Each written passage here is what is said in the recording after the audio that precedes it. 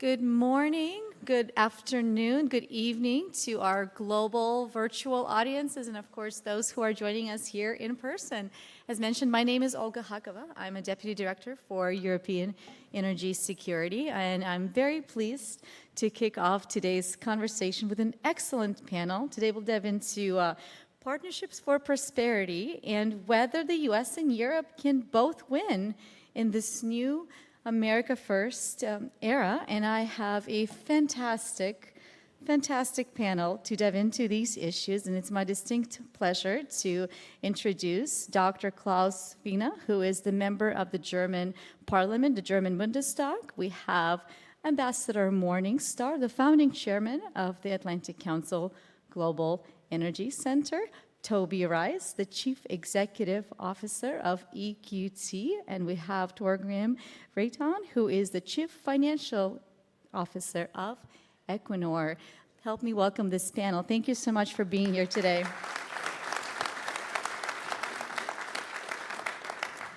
Time is precious, and this topic is very interesting. I have a lot of questions for my panelists, so I'm going to dive right in.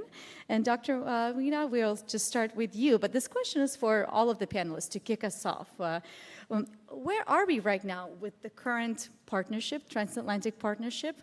Where are we right now in terms of the current investment environment? Have we solved all of the permitting, financing, infrastructure issues? Are we there yet, or do you still think we have a little bit of work to do in some areas? Dr. Wiener?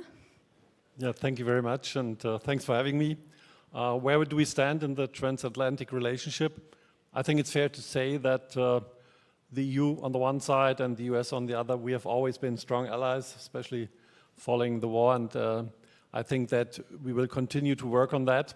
Now we all witness there are some issues at this point in time, but I would make the strong case that these issues are not strong enough to prevent us from being and continue to be very strong allies. Me personally, I'm a member of parliament, joined in 2021. I will work for that. I think the US is a natural ally for us. We share common values, freedom, democracy, and we have issues on trade. I'm realizing that, but I think we will work together, and there's always, as I say, room for improvement, of course. Yeah, we can work together on infrastructure, on defense, on energy, this forum here. So yeah, there's room for improvement. We can do more, but I would still say that the relationship between the US on the one side and Europe on the other is still a good one, and we will work on that to make it even better. Ambassador Morningstar, give us your overview of where are we currently. Give us a quick grade. Let's say 1 to 5. Where are we in the transatlantic partnership right now? I've, needless to say, been a strong supporter of the transatlantic partnership going back to when I was ambassador to the EU a long time ago. And there's no question there are strains in the relationship. It depends a lot on who you talk to. I mean, Europe's not monolithic in any way. But I think the key right now is to find those issues that are in both of our interests and to work through those issues. LNG is clearly one of them. It's in the interests of the United States. It's in the interests of Europe that the U.S. sell a lot of LNG to Europe. Ironically, I was in Berlin for a conference that Friedbert Pfluger was holding back in March. Friedbert may be here. He's at the conference. I don't know whether he's in the audience now, but it was interesting in listening to comments at that conference, and there were people who actually said, well, you accuse us of, in the past, of having been dependent on Russia, and we've sort of learned our lesson from that, but should we become dependent on the United States now? And you actually hear some of that. And the answer is, yeah, there are issues clearly between the United States and Europe, some serious issues. But the last thing I think that Europe needs to worry about is the supply of U.S. LNG, because it's so much so much in the interest of the United States, and obviously Europe as well. So we need to find those areas that we can work together. That would include infrastructure, other things, and it can be done. Hey, when I was at the EU, we fought about bananas and foreign sales corporations. Maybe things are a little deeper now on some of the issues, but we just have to, we're our closest allies at the end of the day, and we just need to find ways to work together. Thank you so much, Ambassador. Toby, can we go to you next? Yeah, I think the partnership opportunity is only getting larger. America, we have a lot of natural gas. Our opportunity here, in our estimates, United States has the ability to increase our LNG exports to over 60 BCF a day, and be able to do that and sustain those levels for over 30 years. So we've clearly got the energy, and Europe clearly has the need. And we think Europe needs really two things to become clear. They need security of supply, and they need flexibility. And they've got bold ambitions on the transition. I think LNG is a really unique opportunity for us to provide both the security and the flexibility. One of the things that we look at in Europe is a major trend happening. Not only just natural gas is the fastest growing energy source in the world, but what's happening in Europe, I think, is a really good microcosm of how that gas market is shaping up. Europe's gas market is becoming, even though it's shrinking, it's becoming more liquid and more exposed to LNG. So from over the last 10 years, we've seen Europe go from, call it 50 BCF a day or 500 BCM to about 450 BCM. But the share of LNG has grown to make up over a third of the gas supply coming into Europe. So we think that is going to create a really amazing opportunity for us to get these partnerships started. And then the best part about LNG is the flexibility. And if we can create these partnerships to get this LNG first call to Europe, if Europe doesn't need it, it can send it to the rest of the world. And one thing we know, the world needs more energy. And we think this partnership can not only be great for the US and Europe, but also great for the world. Thank you so much. As you're taking a drink of water, I'm going to you. Torgrim, give us your overview of where you're coming from. Thanks, Olga. I would say that the US has always been one of the best places to invest. A business-friendly environment, predictable, framework, and great access to capital. And I think that is what really has driven the competitiveness of the US globally for many, many decades. However, I would say that this needs to be safeguarded. There are certain things that are at risk. And I would like to give you 3 examples. One is, the Empire Wind project, large offshore wind project outside Long Island, which we sort of are doing. In the midst of that project, it's a $6 billion project.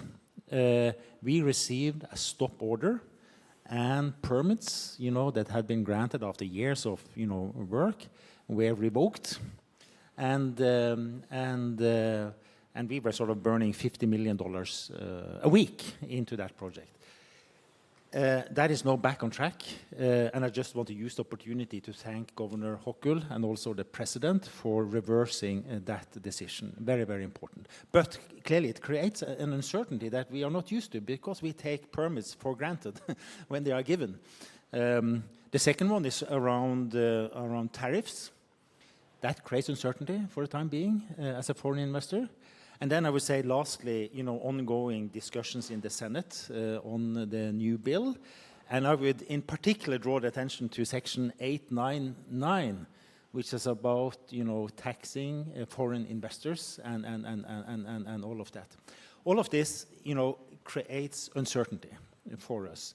And we clearly will ask for predictability. So my point is, we really need to safeguard the good investment climate there is in the US.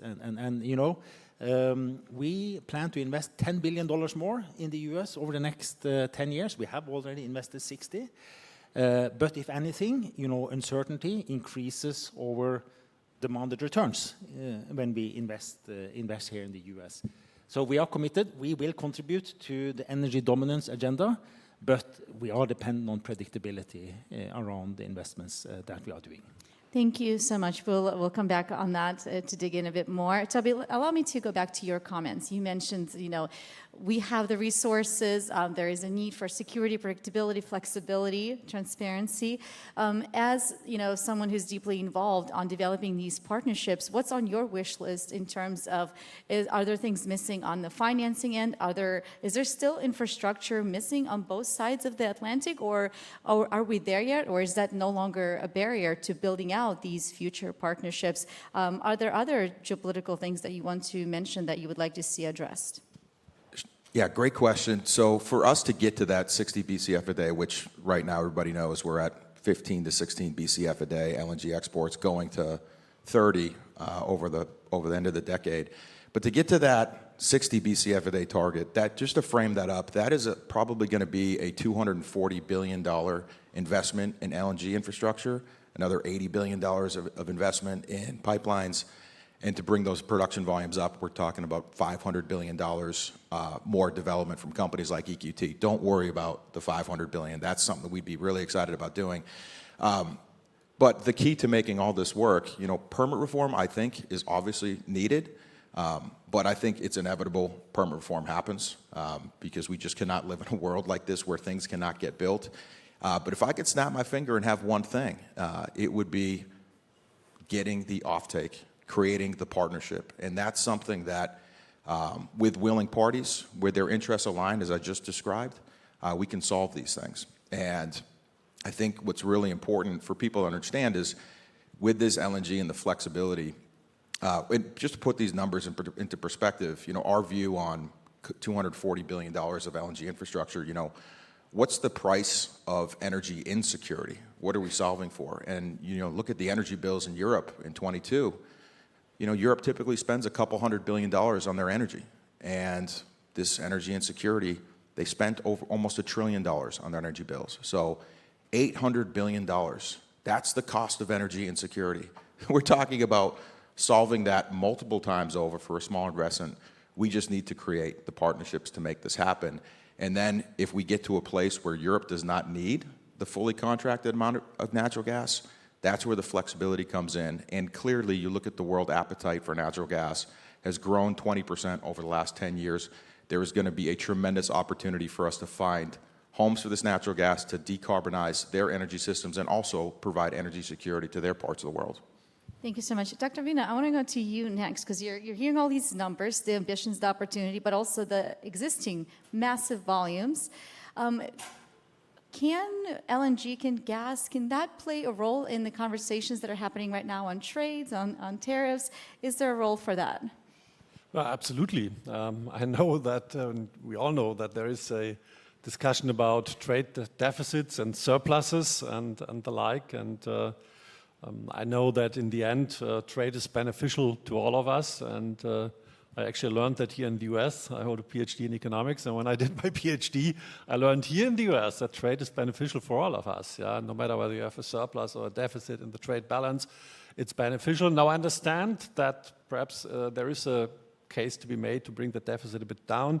And energy can be a wonderful case in point. Yeah? As was said rightly, Europe needs more energy. We need more energy. I would like to add that also at reasonable prices, secure, yeah, clean, yeah. But of course, the cost of energy is also a factor in being competitive. So we need this energy at reasonable prices. And of course, a hope there, talking as a politician now who cares a lot about our economy, is that of course we also get, the more we import, we get energy at a reasonable price, at a good price, so that our price competitiveness can also improve here. And yeah, to the extent that we import more, the trade deficit will come down.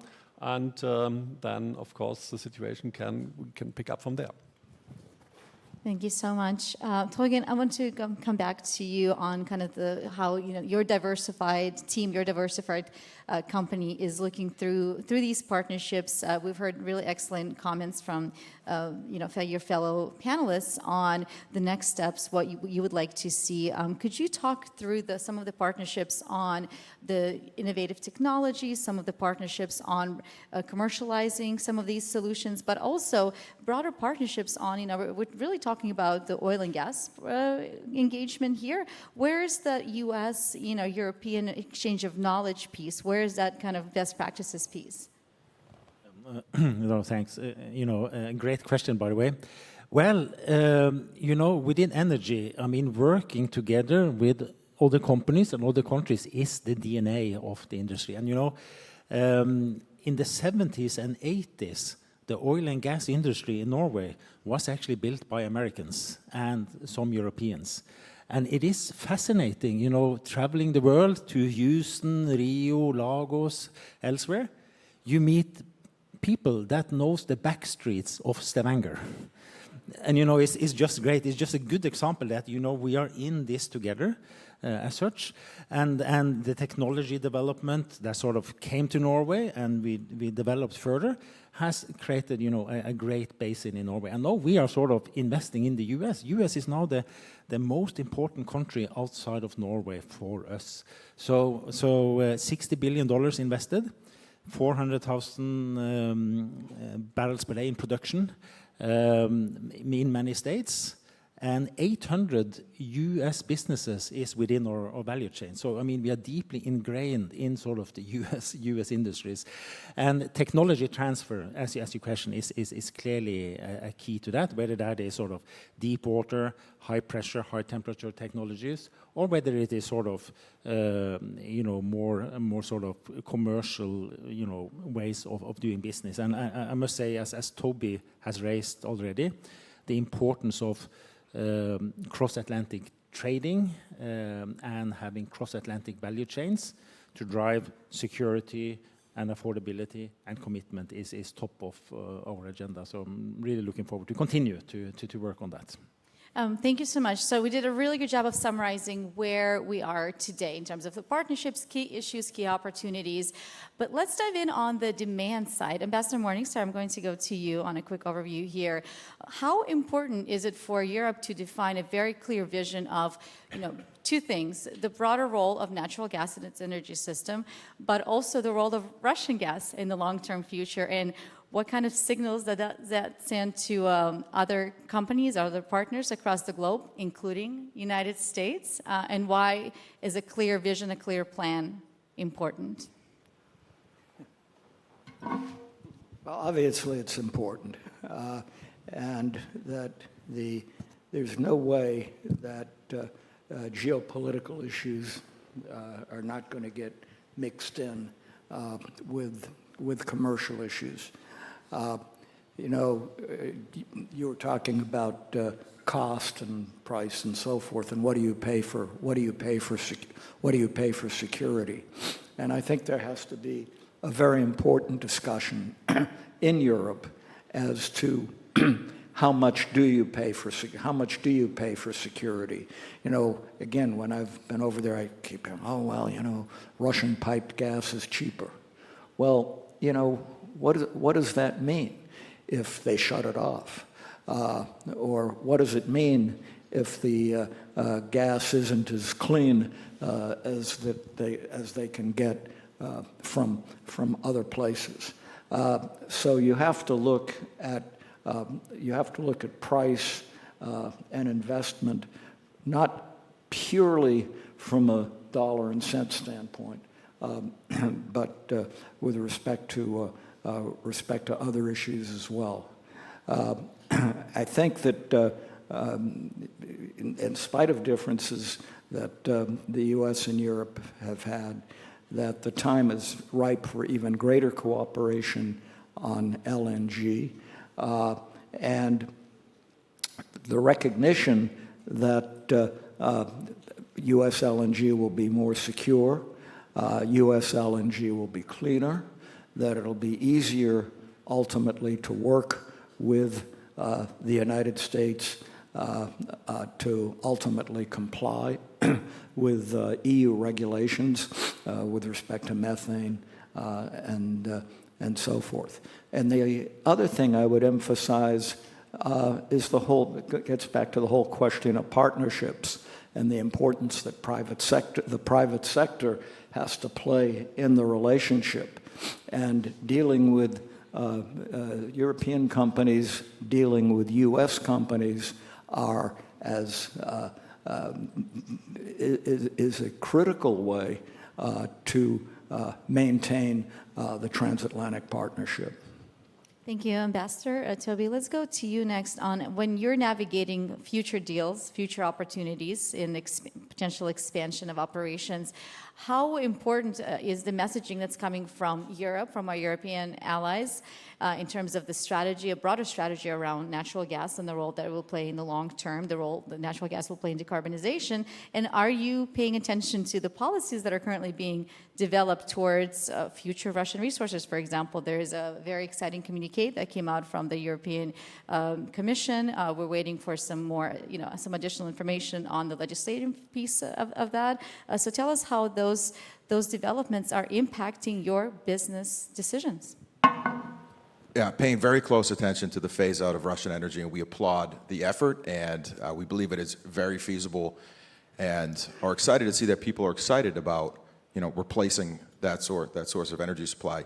When we think about our role and our strategy in business, it's easy for us as business owners to say we're going to get the political force out of the way and let market forces rule. Well, here we have a very clear situation where we've got partners that have needs paired up, syncs up very well with the needs of other partners. We have the gas supply. Market forces are not enough to get these type of big deals put in place. And we're going to need to have politicians, and we're going to need to have our leaders step up and provide helpful context that goes above just the business elements of us doing an LNG trade. Governments need to recognize the important attributes of energy, and governments have certainly recognized the clean aspects of energy, and you look at how they've influenced energy markets on subsidies. Governments are now starting to pay attention to the price of the energy that's coming in, and they also need to factor in the security of the energy that's coming in. And right now, one thing that has been discounted so significantly and not valued has been the reliability of the energy systems that we have. And governments need to understand this. Who wears that risk? It's the government. Because with unreliable systems, when the crisis happens, who's holding the bag? It's the government that's going to be subsidizing these energy bills. I mean, just look at what happened in Europe. And if they don't address that, then the people are ultimately holding the bag, and they're going to demand new leadership. So it's a great opportunity for us to embrace partnerships with leaders on the politician side, and it's very helpful for you all to set big trade agreements, give us the big picture, and then we can work and connect the dots. But this is going to take a tremendous amount of collaboration, both on business and on leaders around the world.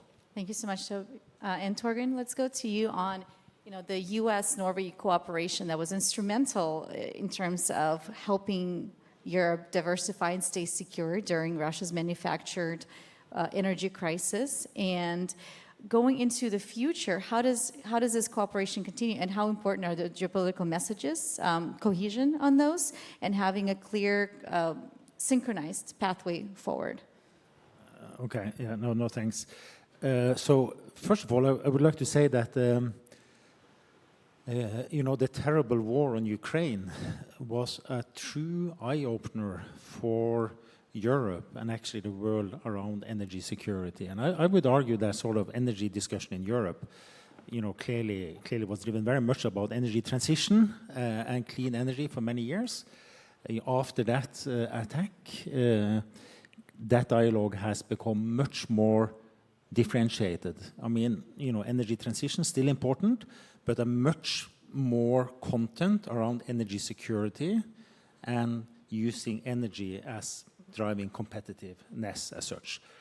In that regard, I must say that to EU and Germany, the ability to build LNG regasification capacity at short notice at that capacity was just very, very impressive. And suddenly, Norway and Equinor, we became the largest energy provider to Europe, and we felt that the whole Europe relied on us, and we stepped up absolutely maximum on what we can, and we take that responsibility very, very seriously to be there for Europe. And then US really stepped up as well, as you mentioned, Toby, on the LNG side. So that has really helped the situation. But you know, I would say that the gas market in Europe has changed forever. First of all, it is now seen as a much more long-term fuel, not just a bridging fuel, but a long-term fuel to drive competitiveness. And secondly, it has moved from being a pipeline priced market to an LNG priced market, as you said, Toby, which is a much higher price. You know, I would say twice as high as it used to be, meaning that, you know, LNG exports to Europe suddenly has become much more attractive than in the past. So I think there is, you know, on your question on alliances, I think there is something around connecting the US gas markets to the European gas markets is very, very important commercially, but I would say as important from a security perspective and stability perspective. This is all about alliances, and as has been mentioned, this is much more than sort of net present value on commercial deals. This is about energy security and figure out who are we going to work together with in the world when it comes to energy going forward. So I see natural gas as a clearly very, very important commodity to drive security and drive alliances, you know, across the world. And, you know, we have worked together with EQT quite a lot and made deals, and currently we are the 10th largest gas producer in the US, and we have LNG capacity, so clearly we want to work on that agenda going forward. Thank you. Dr. Wiener, has the energy and the gas market changed forever for Europe, and how is the new formed government in Germany addressing some of the decision-making point at the EU level in terms of the pathway to reduce reliance on Russian energy sources? Well, absolutely. I mean, the gas market has changed dramatically given the developments that we have witnessed over the last 2 to 3 years. And I would like to make that also clear here, that for the foreseeable future, I mean, who knows what will happen in 100 years, but for the foreseeable future, there will be no Russian gas in Europe. And I also applaud the decision of the European Commission to say we phase the remains that there are 15%, we phase it out. Having said that, we also have, of course, a need now to replace 15% in a fairly short time span. We talk 2 years here. So working together with suppliers, the US, Norway, we definitely want to do that. And in that respect, yeah, clearly the market has changed tremendously.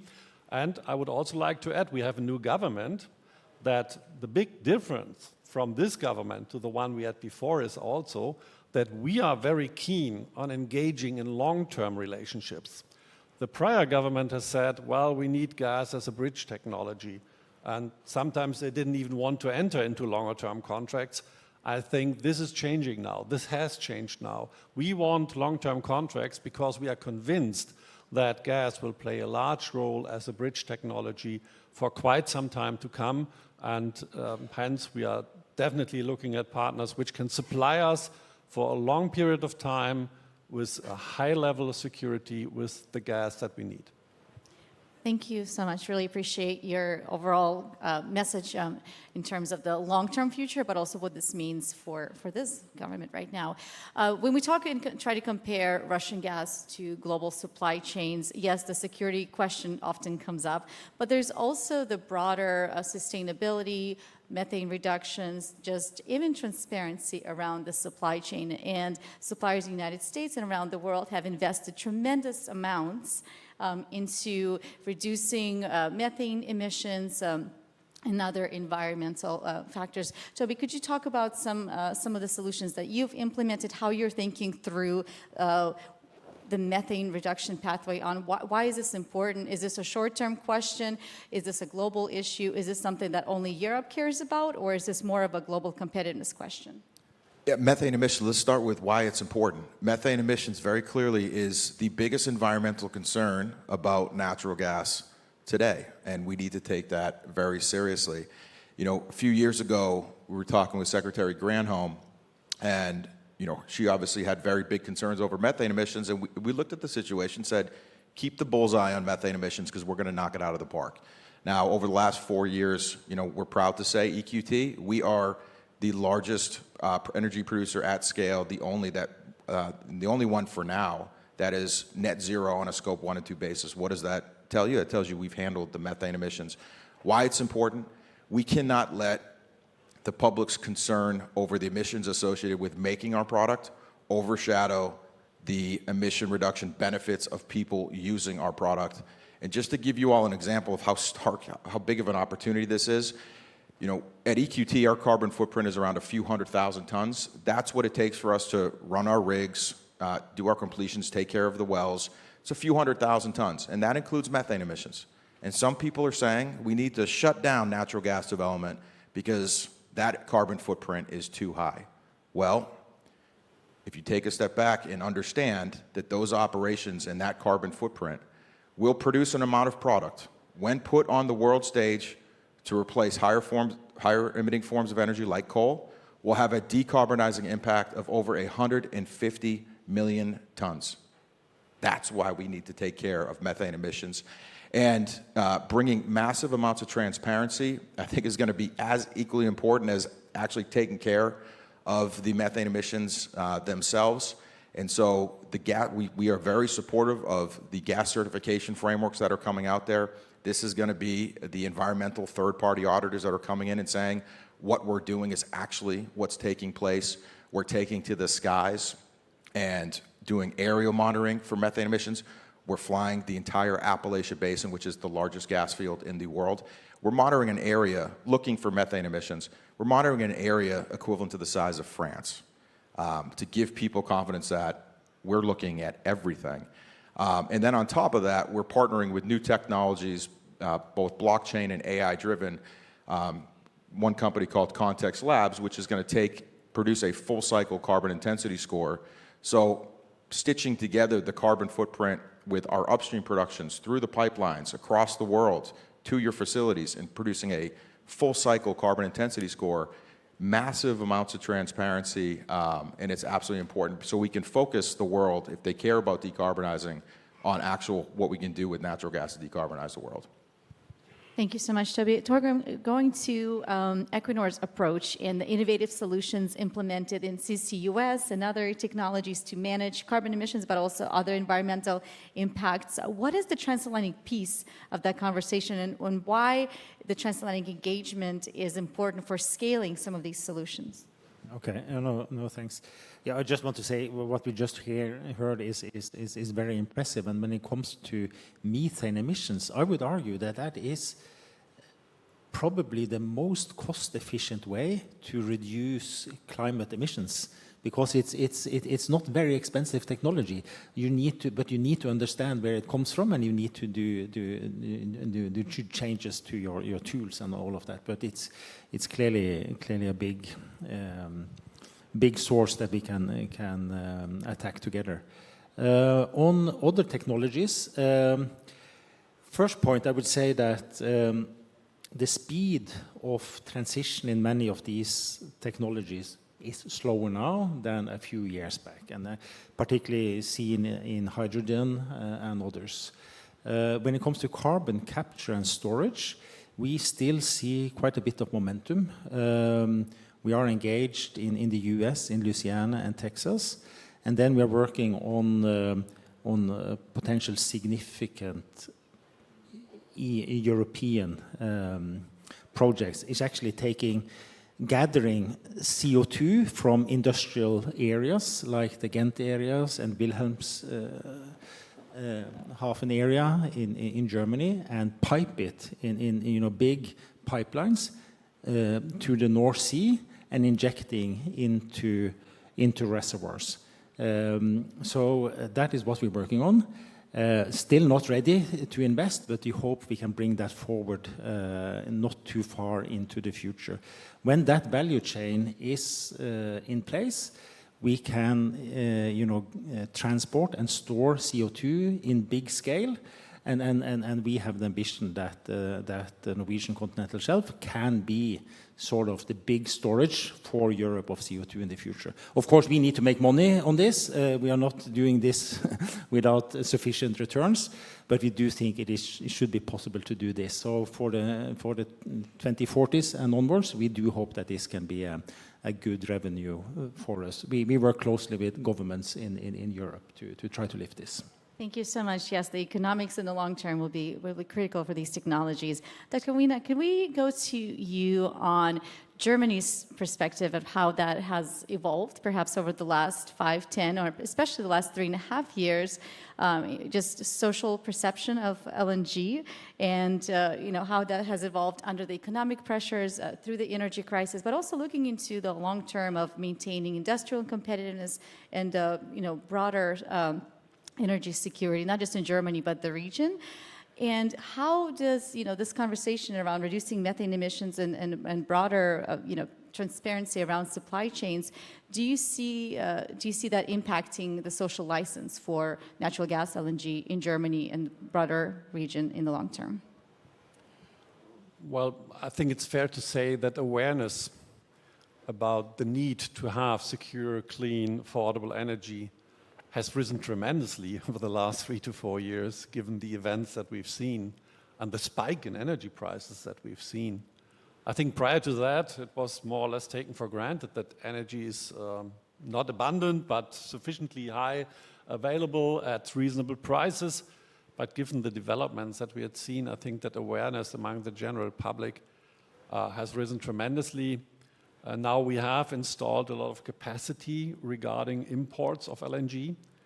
If we had done that 10 years ago, I'm pretty sure there would have been a huge outcry, publicly speaking, to build that in the North Sea, a protected area. But I think that given the circumstances we are in now, people realize there is a need to import LNG, and I think that it is supported quite a lot. The same is true, by the way, for carbon capturing and storage. I know that the discussion over the last 3 to 4 years have been revolving around, we only use that for the emissions we cannot avoid at all means, by all means. Yeah? I think now the discussion is more around to what extent can it help us to become climate neutral, while at the same time we maintain the strong industrial base. And that point I also want to stress, the strong industrial base that we still have. I always think in terms of level and change. The level of the industrial base in Germany is still strong. The change that we've seen over the last 2 to 3 years is not with the sign that we would like to see. Yeah, we want to have even a better development, but with the approach that we are now taking, being very pragmatic on the energy that we get, employing these technologies like carbon capturing and storage, I think that we will head in the right direction again. And me personally, I'm actually quite optimistic with this economic policy turnaround that we are currently implementing, that we will pretty soon again see much better news again coming from Germany. Thank you so much. Ambassador Morningstar, do we have a cohesive transatlantic vision around the role of natural gas and broader decarbonization efforts? Well, and to answer your question, and to maybe follow up on your comments, as an outsider, as an American, I've noticed change in Europe and in Germany, and a lot of it brought about by the Ukraine war, that the political situation is somewhat different. There's been a lot of concern among the population about the cost of the energy transition, I was in Brussels when the farmers were dumping all sorts of stuff on the streets and couldn't get to meetings. And so I think there is a recognition that gas is going to continue to be important, and that it's not an either-or proposition with the energy transition. And I think that allows for a lot of cooperation between the United States and Europe with respect to gas, trying to make it the cleanest possible, as clean as possible, but clearly a recognition on LNG. We haven't talked about nuclear. A lot of change on what the attitude is towards nuclear. I mean, I was in Germany when the decision was made to shut down the nuclear plants. I remember being at the economics ministry talking to a high-level person on the energy side, said, well, you know, the chancellor's office has decided we're going to shut down nuclear and we can replace it. They said, we have no idea how we're going to do it. But in any event, so the attitude, you know, the attitude has changed somewhat there. And that's an area for, nuclear is an area for cooperation. Fusion is an area for cooperation. Other technologies are areas for cooperation.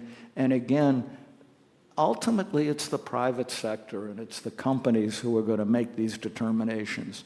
Yeah, this administration is deregulating a lot of stuff with respect to the environment, but I'm hearing from companies, we don't necessarily like that. You know, we're going to have to continue to make cleaner LNG. We're going to have, apart from shareholders' concerns and so forth, and environmental concerns, to be able to compete, to be able to do, you know, to be able to do business in Europe.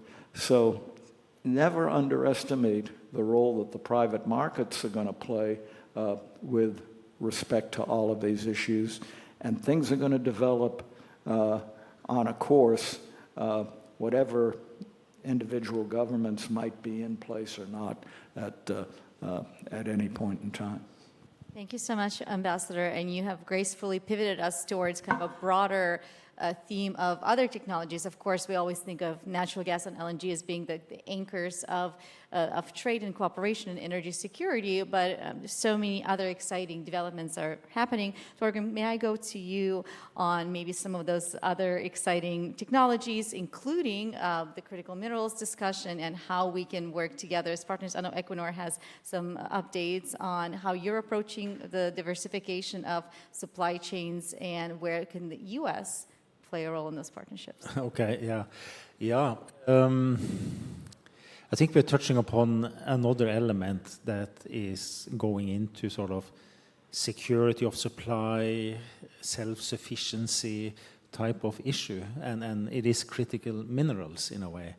On sort of driving the whole society towards more electrification, more data centers, and all of that, it will take, it will take energy, which we have talked about. It will take, critical minerals, and it will take massive investments into grids and systems and all of that, and probably a lot of other limiting factors. But we do see, critical minerals as something that is on the rise when it comes to attractiveness as such. We do not have big investment into that space, but we have lithium investments in the US and also in Europe, and we are investing in Arkansas and Texas. So we'll see. It's not a big strategy, but we have the toe in the water, and if it works, we will, be more interested in pursuing those opportunities as well, because we do think it plays along all the other big themes we are investing according to. Thank you so much for that summary. So you mentioned data centers, and I think throughout this global energy forum, yesterday I think I've counted 100 times maybe. The naming data centers, AI, mentioning that as part of the conversation. So I'll be going to you. We mentioned the demand questions around, future sources, where the future sources will be coming from, including Russia, the question around that, but also where the demand growth will be, what it will be driven by, including data centers, AI development.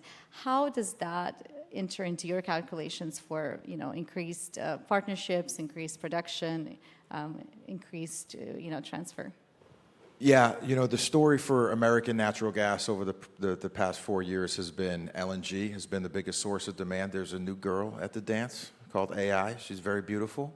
And this is another thing I think that's happening in our backyards. But, one thing's clear.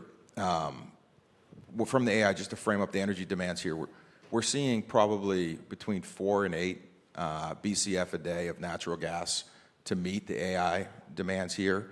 Just electrification in general could be anywhere from 10 to 18 BCF a day.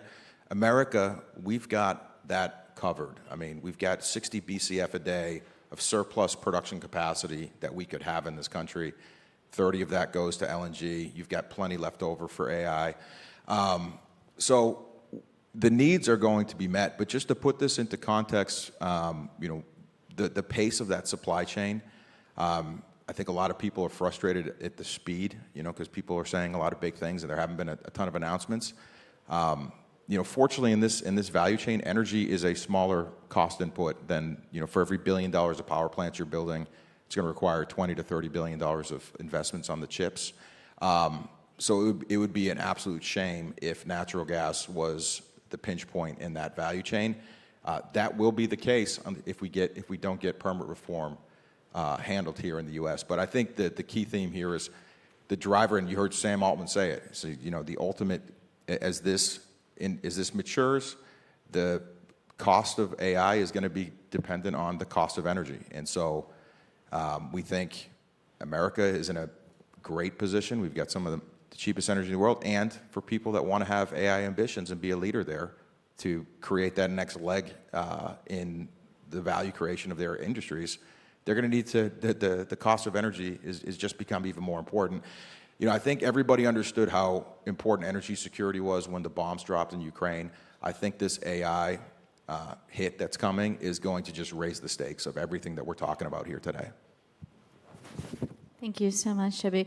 Dr. Wiener, before we go into some of the closing comments from all of the panelists, I don't want to miss out on an opportunity to have you respond to Ambassador Morningstar's comments on nuclear and how that has changed or not changed in the last few years. Well, that's a very touchy issue in my home country. We've had many periods of back and forth. Perhaps the decision 2011 was a bit quick. Perhaps we could have thought twice about what we are doing here. Now, when the Ukrainian war broke out, we still had 3 nuclear power plants fully in operation. We had 3 which were just shut off by the end of December 21. And I had been fighting in Parliament hard that we keep those 6 that we, in my mind, could have still had with a total electric energy of 70 terawatt per annually, which is about half of what we need in the energy-intensive sector. I think we should have used that for longer. Now these are being dismantled. This was the decision of the old government. It's very difficult to bring them back into the grid. But having said that, looking ahead, I think that the new government is very open when it comes to new developments in that area. The ones which have just been shut off are the so-called second and third generation power plants. We now have the small modular reactors, we have the advanced modular reactors, and we have fusion, an area in which we also have wonderful companies in Germany which focus a lot on that, to work on that. So I think that we are a lot more open towards using this as an additional form of energy again. Thank you so much. Just a couple of minutes left, so we will do a quick lightning round. And I will go and ask each of the panelists 2 things. Going forward, what are you most optimistic, most excited about in terms of the transatlantic partnership? And give us some homework. Give us the action item. What would you like to see? One of the key things you want to see changed, done, action. So something to be optimistic about and a little to-do task for us. Let's start with you, Torgrim, if that's okay. I'm putting you on the spot, I know. Yeah, you didn't give me many seconds to think here, Olga. No, thank you. Yeah, opportunity. I think I think the greatest opportunity is that we need to realize that we belong together. We share, culture, we share history. I would say we share values, and I would say we are sort of the perfect allies for the future. So I think that is a great opportunity because along with that comes business, and I do think as sort of private investors, we need to take the responsibility to play along that sort of alliance. So that's sort of, greatest opportunity. The second was the challenge, huh? Yeah. I'd say action, Action, okay, yeah. What's the action? How do we then? I think sort of both from, governments and regulators in Europe and the US, I think we need to create predictability in sort of investment climate, take away barriers, and reduce sort of inefficient taxation as such. And this goes also to Europe as it goes to the US. I think that is sort of a challenge that we need to address forcefully. Thank you. Toby? Yeah, so I think we covered the opportunity we have in front of us. It makes so much sense. So what's the action? What do we need in this world? We need leadership, and we need people willing to step up. And I can only imagine how difficult it is to manage the stakeholders of entire countries and regions of the world. We know this is the right thing to do. It's going to be difficult. You're not going to make everybody happy, but it's absolutely necessary. We need leadership to get this to make this happen. Thank you. Ambassador? I would just emphasize again how critical the transatlantic partnership is, that we, as we look into the immediate future, that we don't let our differences interfere with our cooperation on important issues that are in the interest of both the U.S. and Europe. We talked about, obviously LNG being one, other issues. And third, that the private sector take even a more leading role in creating this cooperation and doing its best to keep governments from doing stupid things. Thank you, Ambassador. Dr. Wiener, one thing you're optimistic about, one action. Optimistic, I'm about energy, and the action, the homework that we have is bring down tariffs to zero on both sides.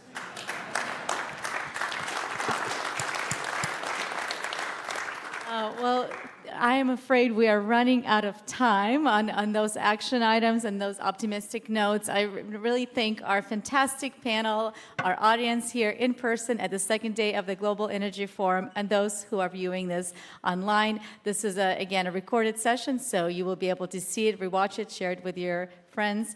Again, please help me with thanking this fantastic panel.